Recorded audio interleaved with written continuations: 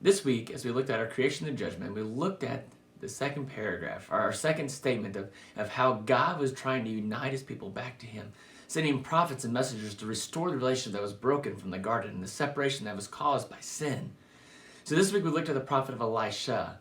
As he took over from the prophet Elijah, we see that he was out and he's along this journey with these three kings who are going to go and invade Moab and take it over.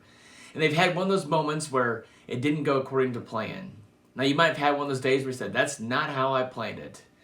It might be one of those things where like, this is only going to take 5 minutes, and the next thing you know, you spend hours trying to fix it. That's not how I planned it out.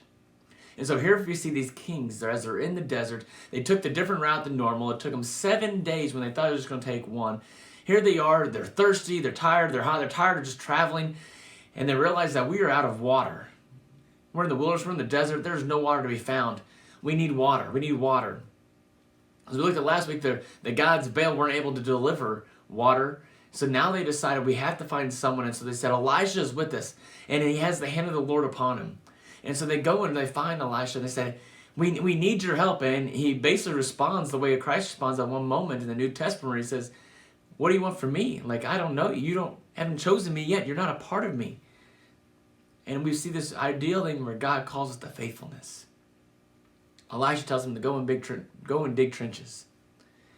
Go and dig trenches.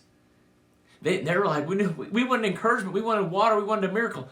Not to go do manual labor. But he calls them to this moment where they can go and dig trenches. And what we begin to see is through their faithfulness, God's heart is stirred to a response. How many moments is our lives like that where we're just digging trenches? We're stuck in the moment, we're stuck in the rut. And we think to ourselves, this is what I asked for, this is what I wanted. But yet because we remain faithful through all aspects of life, God's blessing was upon us. We were able to receive that blessing because we were faithful, and he responded with his faithfulness as well. And so as we live our lives, and we're called to be part of his chosen people, to be part of his journeymen, to be his disciples, to go and to serve, not only are we with him, but are we willing to be faithful through all things with him?